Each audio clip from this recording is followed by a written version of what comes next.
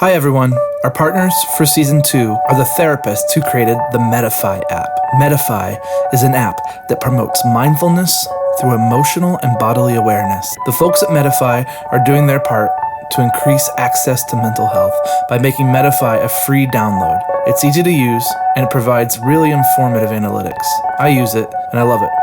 Medify. Medify is a free download for Android and iOS, so go get it today and begin to be your best self. I always like to say white supremacy is a pyramid scheme. It's this thing where, you're told, this is great, you are a millionaire in the making.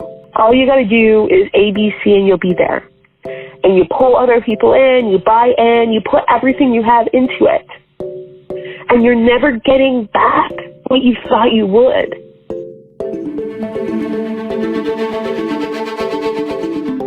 I don't have to tell you things are bad. Everybody knows things are bad. It's a depression. We sit watching our TVs while some local newscaster tells us that today we had 15 homicides and 63 violent crimes, as if that's the way it's supposed to be. We know things are bad, worse than bad. They're crazy. It's like everything everywhere is going crazy, so we don't go out anymore. We sit in the house, and slowly the world we're living in is getting smaller, and all we say is, please, at least leave us alone in our living rooms. Let me have my toaster and my TV and my steel-belted radios, and I won't say anything. Just leave us alone. Well, I'm not going to leave you alone. I want you to get mad. You've got to say, I'm a human being. God damn it. My life has value. I want you to get up now. I want all of you to get up out of your chairs. I want you to get up right now and go to the window, open it, and stick your head out and yell, I'm as mad as hell, and I'm not going to take this anymore. I'm John Totten, and this is Between Us. One of the things that I'm aware of anytime that I talk to someone who isn't just like me, especially in a conversation that addresses broad cultural issues, is the pressure that you might take on to represent an entire people group. In your job, you probably take this on all the time, and I was wondering if you have reactions to that pressure. So rarely do we ever actually get space. That you take it, you try and make the most of it. I do feel pressure to be representative in a way, more out of duty to community than anything else, not necessarily as a service to white people. Our guest today is writer Ijeoma Oluo. Ijeoma has contributed to publications such as The Guardian, New York Magazine, Jezebel, and many more. She's an editor at The Establishment. Recently, her article for The Stranger on Rachel Dolezal, the white Washington state woman supposedly living as an African American, was declared by many to be the definitive and final piece on the subject. We weren't as interested in Miss Dolezal as we were in the expansive scope of Ijeoma's regular beat. She has a powerful voice that she uses for cultural critique in the categories of race, gender, pop culture, and yes, mental health. Her writing is evidence of a theory that I carry into therapy as a practitioner and a patient, and that is that there is real empowerment in vulnerability. She's not afraid to tell you how she feels, whether those feelings consist of real and genuine anger, or whether she is destigmatizing anxiety and depression. In a recent piece for The Establishment called My Beautiful Life On and Off Meds, Ijeoma writes, "This is what my anxiety looks like. I've struggled with it my entire life, and often I do quite well. When I do well, it is not purely because of my effort. In fact, it's mostly due to environment and luck. When the weather is nice, when nobody in my family is sick or in crisis, when I can pay my bills, when my physical health is good, I can manage my lifelong anxiety with exercise, meditation, and engaging hobbies. For me, managing means a few pretty bad days a month and a few pretty bad moments a day.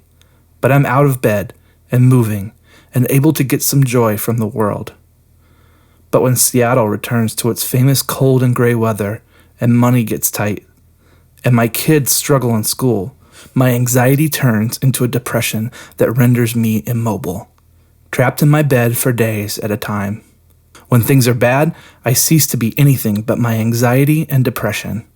When things are bad, I go back on medication. It took me a while to understand that those times when I need to go back on medication are not indicative of failure. In fact, recognizing when I need more help and taking action allows me to exert the sort of control I'd been waiting for my entire life. Ijeoma's opinions on mental health, its limited access, and how therapists work, or sometimes don't work, are necessary for those of us in this field to hear. She's thoughtful, nuanced, and convicting. Here she is. And it feels like that oftentimes in interviews. There aren't enough Black women being asked these questions to be able to show the nuance of response and the variety of response. And that can put a lot of pressure to get it right. But you have to do the best that you can, and then at the same time try and push for more, opportunities. So I'm kind of, stuck in the middle of that. As you're talking, I'm thinking about access people of color have to mental health. And I'm wondering if you have any thoughts or feelings about access to mental health that is realistic for people in marginalized communities. Oh, yeah. No, I mean, it's it's really hard. And I'm someone who, I love therapy and, use it on and off as is needed, have for my entire adult life. But I have yet to work with a therapist of color. Being able to find one. You have all your other criteria, right, of what you're looking for. But then being able to find one of any race other than white is almost impossible. And that makes it really tough, especially because being a person of color in America affects your mental health. And a lot of the issues you're talking about are related to that. And it's this barrier that I think no matter how trained, a white therapist is going to have a hard time fully understanding. It doesn't mean I haven't had good therapists. I have. I had a really good one last, and she was very cognizant, I think, of her shortcomings, which is the most I think you can ask for. If you can't have someone who can fully, empathize, at least they can understand what they can. Also things like hours that are available. So many therapists I know, they're like, we're here till 5. Really, then you're really only asking people who have work flexibility and have the sort of salary jobs that they can take time off to be able to access those services. So many people, especially hourly workers, and people of color are more likely to be in those situations, are not able to make a 3 o'clock appointment. Sure. And that for me, I think, has been huge. And that's also been huge for my kids, I have one child on the spectrum, both of them have ADD, and one who suffers from anxiety and depression. And trying to find, as a working single mom, somewhat of quality who can work with them, and they're like, oh, we have a 2 p.m. and a 3 p.m. And I'm like, my kids get out of school at 2:45 and 3:45. In no way does this work. They really forget that. I think people forget they want to set their business hours, and I get that. But also, if you're doing a service like this to the community and you're at all concerned about making sure that poor people and people with less work flexibility are able to make it, you're going to have to be more flexible with your hours. So you mentioned before that when you've worked with white therapists in your past, that the best that you could hope for is someone who acknowledges the gap in experience between the two of you. I'm thinking about how that organically comes up. What is more helpful, I guess, is what I'm curious about. For me, the last therapist I saw, she was absolutely wonderful. She was really upfront with it in our very first getting to know you session. And she just asked, she said, I am a white woman, and while I try and be well-read and well-educated on the issues of race in America, there are things that I am not going to be able to fully empathize with, and I'm not going to be able to share that experience with you. I'll do my best to, offer sensitive advice, but I need to make sure that you know that and ask if that's a problem for you. Just having that stated. I felt more seen in that one session than I had with every other therapist I had ever seen, because you try to, you slowly work your way up. As a person of color, you went through the same calculation with your therapist that you do in any other relationship with a white person. So, you're going and you're trying to get help, but you're trying to talk about issues in your life. And then you're also trying to gauge the waters and think, am I safe now to start talking about this? And that's really not a pressure that you want to have in therapy, is to know whether or not it's going to go okay if you discuss one of the major stress inducers in your life. You're there because you want to talk about it, or you need to talk about it. But you still have to do those same calculations. Do I trust them? You test a little bit, you try a little thing, and it becomes awkward and uncomfortable. You're doing most of the work to make your therapist comfortable. It stops you from really opening up. Even if you do all of the work once, it changes, and the reality of being a person of color in this country, in this city, changes year after year. Even if you think you know, you don't know. You'll never fully know, and you have to continuously learn, not only from the scholarship that's out there and from the reports that are out there, but from your patients who are living it day in and day out. And I think a lot of times people, especially people I think who have made an effort to try and understand race more, oftentimes become even more stubborn about insisting that they know it, because they have put that effort forth. But it changes, and it grows. My son's experience as people of color is different from mine.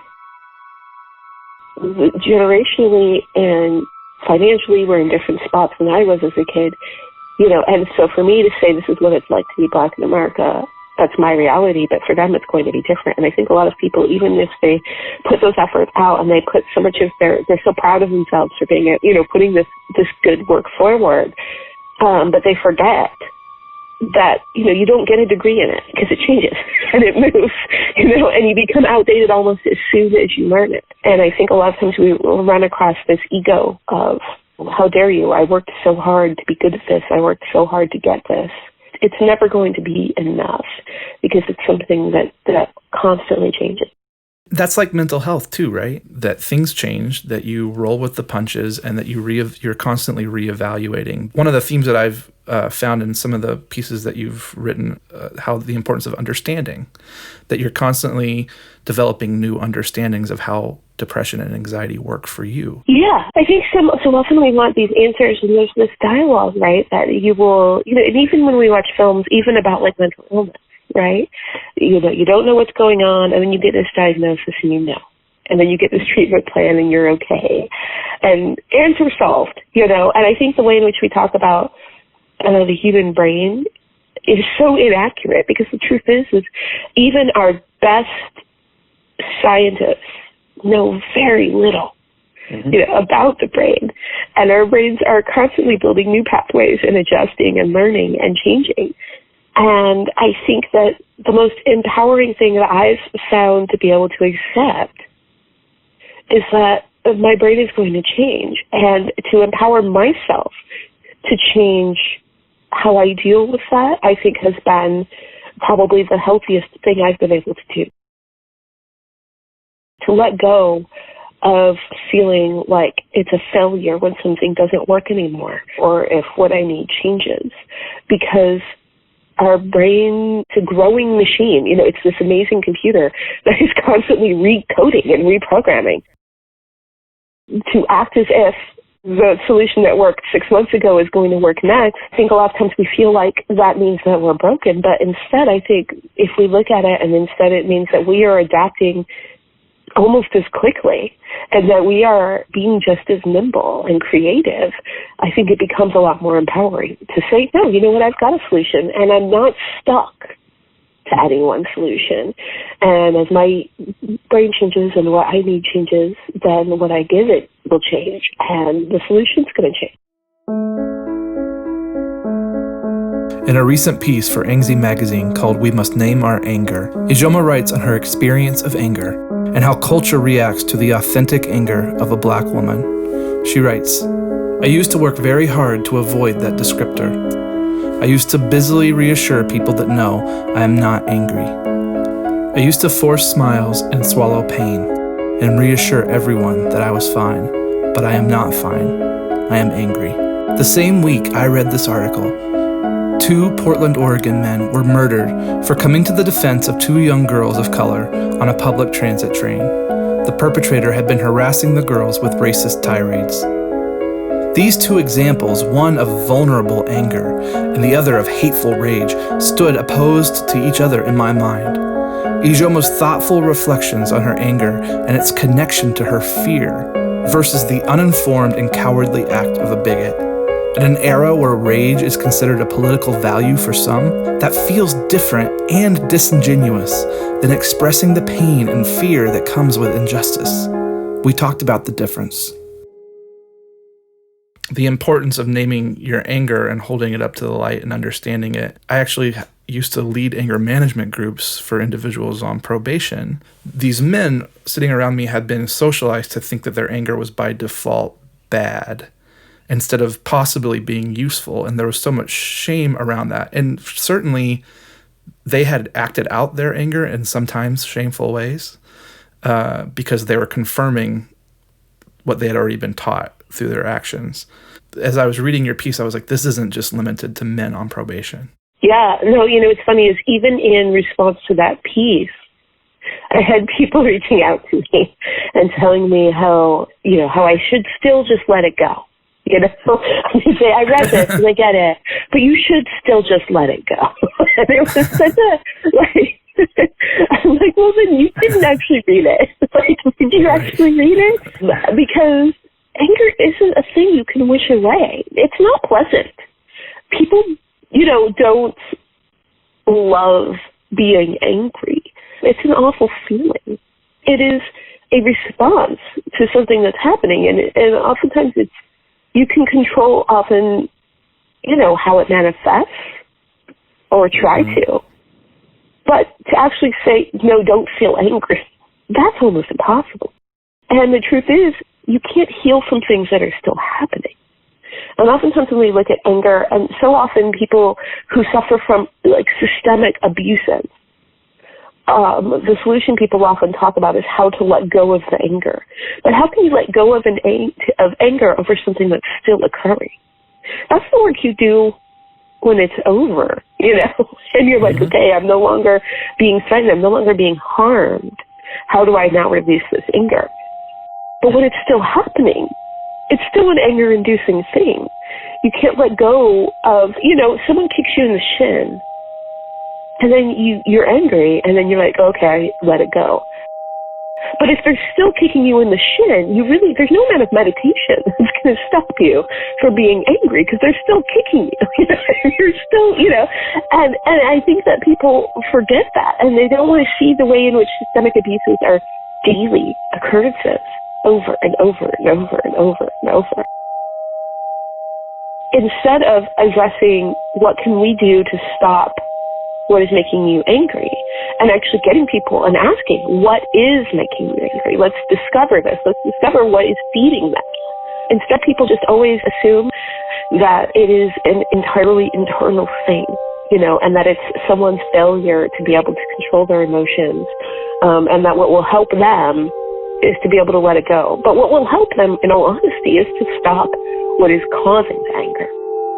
And we don't want to look at that. And oftentimes, especially when it comes to mental health for people in disadvantaged communities, the causes of the problems that they're having, the root causes are still occurring.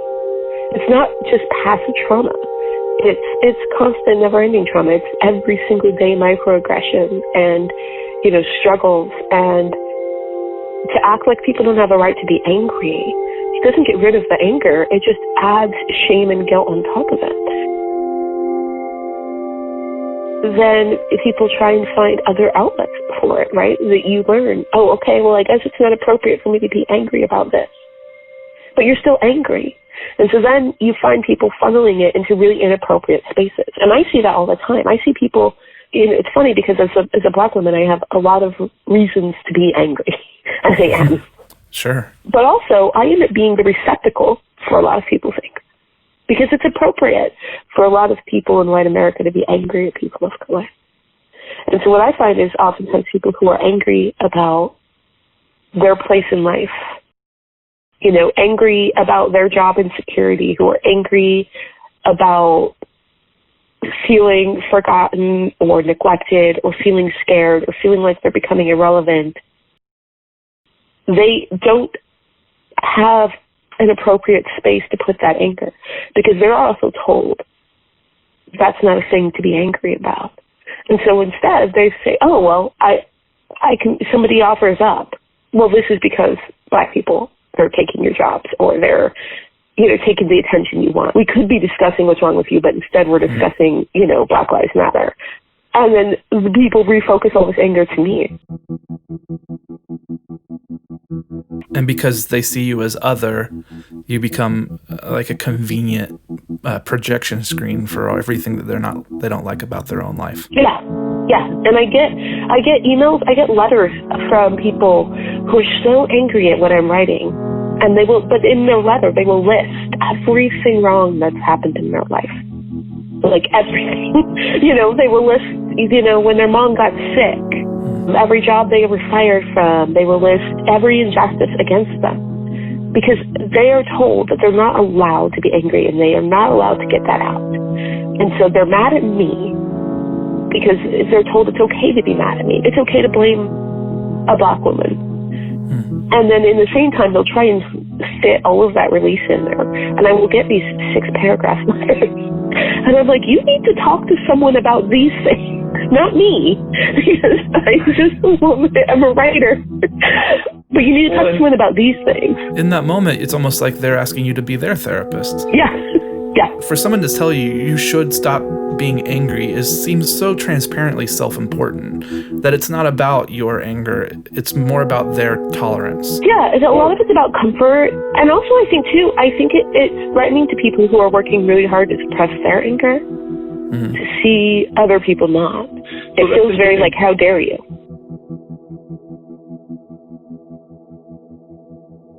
We're in an era where a certain group of people are very much enjoying letting their anger not be suppressed right now and feeling empowered in doing so. And when I read your article and when I think about that in comparison, or the recent tragedy on the Portland train, the difference, it seems like, is vulnerability and reflection.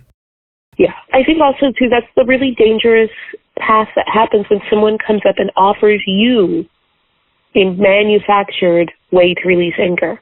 And I think a lot of what we're seeing today, especially when we look at things like these alt-right groups, is we have people who are angry for legitimate reasons that they have never been given the freedom to explore. And then someone hands them a package and says, feeling angry? Here's why. And it's not why. I can guarantee you that nothing wrong with the life of that man who murdered 2 people on the train had to do with Muslim Americans or Black Americans. Sure. I can guarantee you that a lot went wrong in his life, and he has probably suffered a lot, and absolutely none of it had to do with the people that he was attacking. Right. But somebody offered that up to him. He had plenty of groups saying, if your life isn't working out, this is why. If you're feeling angry, this is why.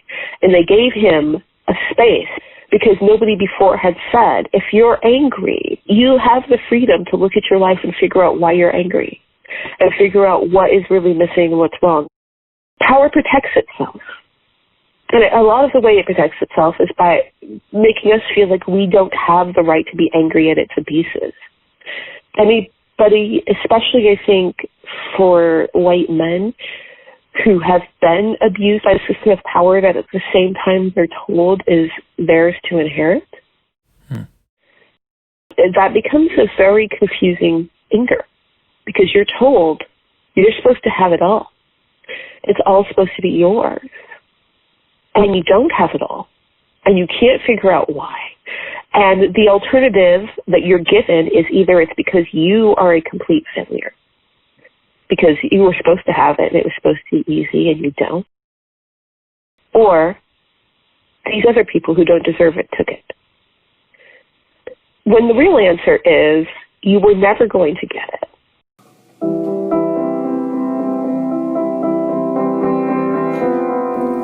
In a 2014 article for XO Jane titled, "I am a strong black woman and I suffer from depression," Ijeoma writes, "I'm persevering.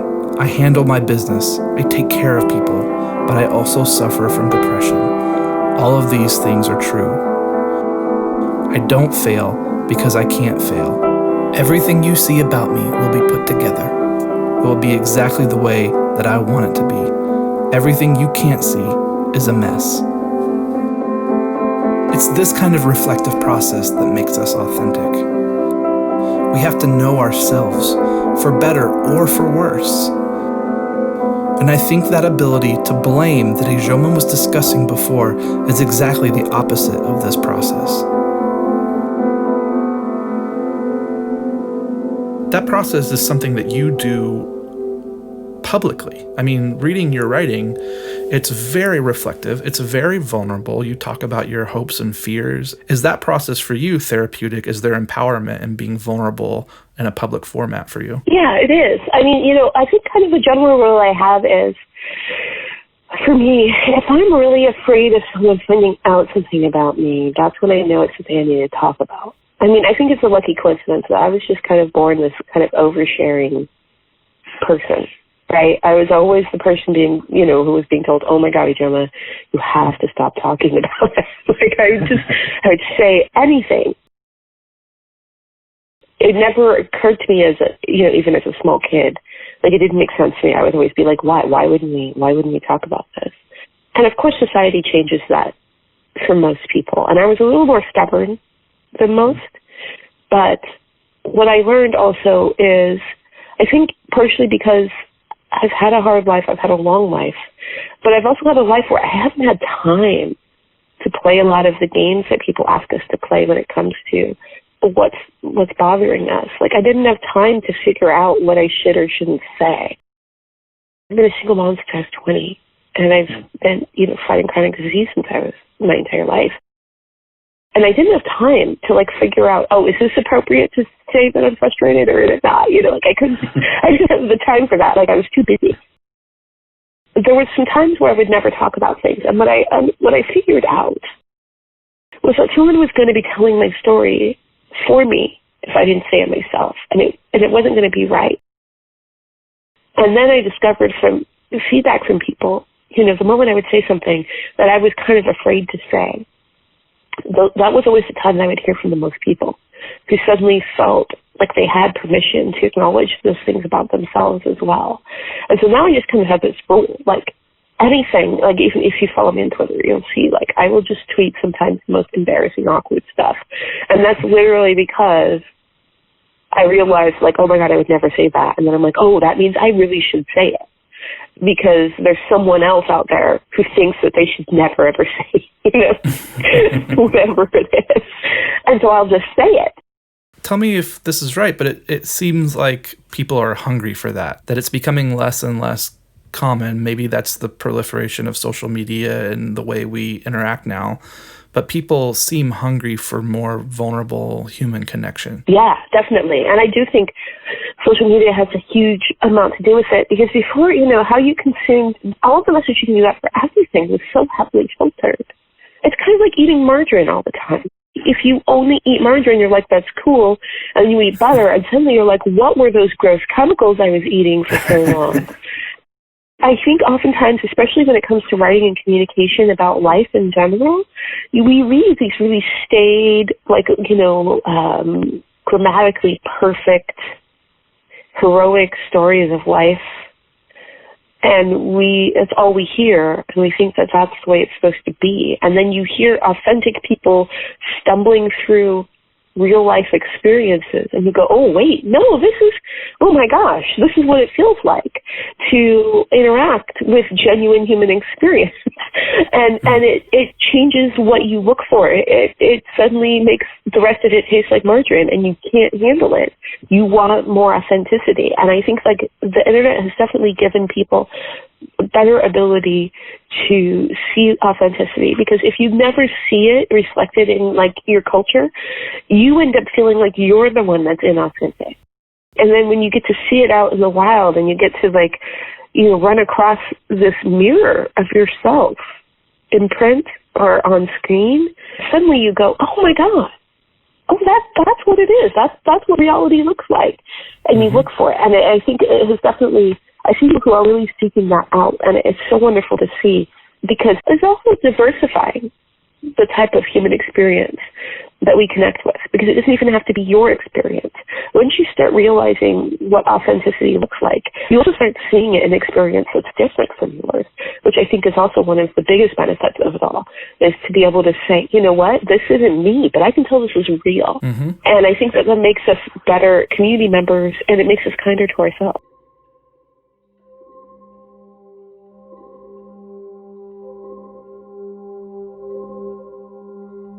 Going back to the anger topic, that authenticity is another way of making that distinction, that for someone to say, I'm angry because these people are invading my country, is incredibly inauthentic. It's not really what's going on at all. Yeah. I wish that we looked at more, I wish oftentimes that, I could get, I don't and I do, because I don't want to sit in a room with a bunch of angry racists.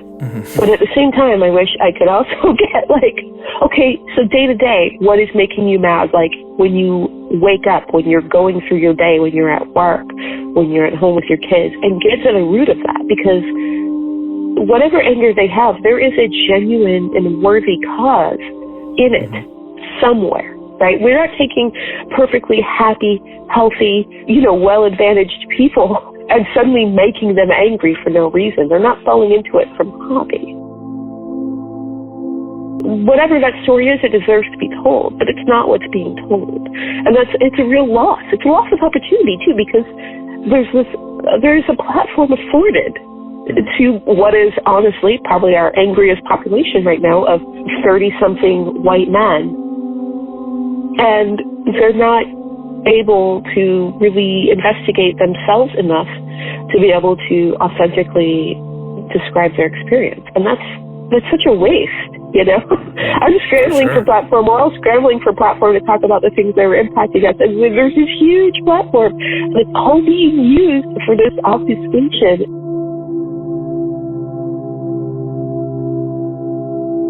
There is a gap in experience for sure, but there's also some real human stuff that connects people who have that gap in experience when you allow the authentic interactions to happen. Yeah, and those conversations are so hard to have, and oftentimes, people set out with these great intentions and they don't quite work out, because you have to actually have the range, right, to be able to help people find what it is, and fitting that into 30 minutes is really difficult.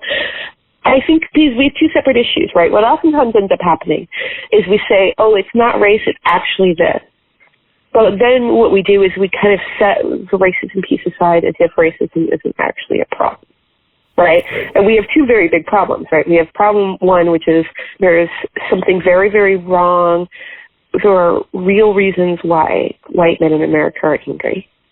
And then we also have a huge problem, which is that they are so easily able to funnel that into racism. Those are two very, very important problems. And you can't say, oh, because there are logistical reasons, there are real reasons why white men in America are angry, we're going to set this racism piece aside, because that racism is also at the same time creating huge amounts of issues and health and safety issues for people of color in America. And so those are two very important issues. And oftentimes what happens when we try and have these conversations is people think that if they can get to the root cause and they can just focus on that, and then it kind of absolves people of the responsibility of the harm done by funneling that anger through racist channels. You can't let one go, right? You have to look at both. Those are two things that need to be treated. One is whatever the root cause of the anger is. Two is why you think it is at all appropriate, what part of your sociological upbringing, what part of your moral fiber thinks it's appropriate to funnel this anger onto people of color. And those are two very important issues that need to be addressed. And if you only address one, it's still a failure. It's controversial to some people in my field that the cultural experience and the individual experience are related. And it sounds like you might also find that as one of the failings or one of the shortcomings of my field. Yeah. Oh, yeah. Yeah. One thing I always try and tell people, a lot of times what you'll hear is you have to be able to look at this situation as it is. But often these external viewers aren't seeing a situation as it is. When you are part of a systemic oppression, it is both the individual coming up to you and contributing and the entire sum of that experience throughout your life combined. You can't separate the two. If someone walks by and they're throwing a rock at you, a tiny pebble, and you get mad, and people are like, it's just a tiny pebble. But by the time the millionth pebble gets dropped on you, it's not just a pebble, right? It is both the bulk of pebbles that have been dropped on you that you are now crushed under. But it is also each individual person who adds to that, right? It's the entirety of it and the individual experience. And you can't separate the two. And every time that someone comes up and adds to the onslaught of kind of systemic abuses, you are both in an individual interpersonal situation and you are in a systemic situation. And while it may not seem fair to the person encountering that, and just to an outsider, it may seem like the reaction is overblown. There are two problems at work that really can't be fully separated. And we do all have some kind of responsibility for the ways in which we do contribute to the systemic abuses of others through what oftentimes seems like small actions.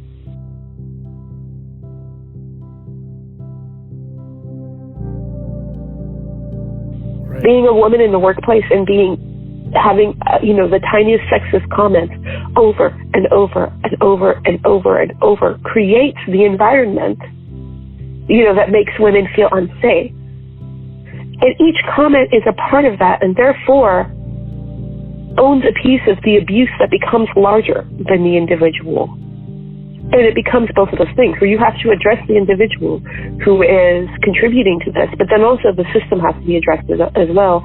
And empathy and visibility has to be given to the magnitude of that entire experience. And so often it's not done. And so often it's treated as unhealthy to be feeling the magnitude of the experience. So often you're told that you're overreacting and it's overblown and all you need to do is look at these as individual things, but you really can't. You're bruised, you're battered. It's happening to all people who've never experienced it themselves. If you only occasionally have someone come up and insult you, you're not going to understand why someone would completely fly off the handle at what is then the 10th insult they receive that day. You don't see it all, and you haven't experienced it in that sense. And I think that those have to be taken in together. And I think that's oftentimes missing from mental health, especially when you look at systemic abuses, is that we act like a healthy response is to be able to divorce yourself from your entire life experience. And it's not. How is your mental health process today? I think I am I feel really healthy right now, really secure in a way that I haven't in a while. And, now I'm writing it out. Like, I'm very aware that, my stressors will increase or decrease, and that will change. I've been focused a lot more on my physical health, which has definitely helped a lot. But honestly, it's been good times. I worked a lot on meditation and dealing with my anxiety, which was lately had been, my primary kind of stressor was physical responses to my anxiety. And right now, the tools I have has really worked. So that feels really good. I feel actually like I'm climbing out. I had a really tough couple of years. Even when life changes for the better, it's a huge stressor. And, Right. Building up a writing career, buying a house, taking my sons through a lot of their own mental health struggles, and also just general neurodiversity issues. It was really, really, really stressful. I took a lot of time to work on that for me. So right now, what I'm trying to do is I'm kind of checking in with myself, looking at the indicators I know of when I'm maybe need a little more help, looking at, am I staying home because I feel like staying home, or am I staying home because like the thought of people is too much? And I'm kind of looking at things like that and kind of gauging myself and constantly evaluating. Is this who I actually am? Or is this the way I'm compensating for stressors that I don't want to admit to myself right now? And, to see whether or not I need to call in some assistance. And so that's kind of where I'm at, and really trying to take some time for myself, being more firm with my own personal boundaries. It's been a really good couple of months, a really easier couple of months for me. I don't know how it will go. Summers are always a bit tougher because you get your kids home all day and you're trying to work. But I'm trying to enjoy it. If you struggle with mental health issues, if you struggle with anxiety or depression, it's really easy to actually be anxious about the good times and worry if it's going to go away. And I've finally, I think, gotten to the point where I can see it all as part of the process. And that means I have every right to enjoy every good day. And you have to be able to remember that it's not always like that. It's so easy to forget when things are tough, but it's not always tough. And I think especially if you spent the entire time that it wasn't tough worrying that it was going to get tough again, it's going to be even harder. I'm just enjoying it right now, and I want my kids to see me enjoying it. I want my kids to see, that life has a roller coaster. But when it's good, you're allowed to just call it good and to enjoy it and live in it. There's no amount of preparation mentally that you can really do for the tough times. All you can really do is kind of ruin the good times for yourself if you're open-hearted and you don't look at it as any indicator of success or failure. I don't take full credit for the good times either. I fully accept some of it is going to be circumstance, some of it's going to be brain chemistry, and it's always going to be in that way. And I just try and get as much joy out of it all as I can. Ijeoma, thanks so much for being willing to talk to me. Thanks for having me.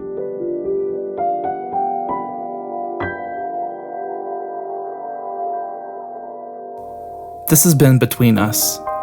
Our sincere thanks to Ijeoma Oluo. You can find plenty of her writing online, especially at The Establishment. Follow her on social media if you don't already.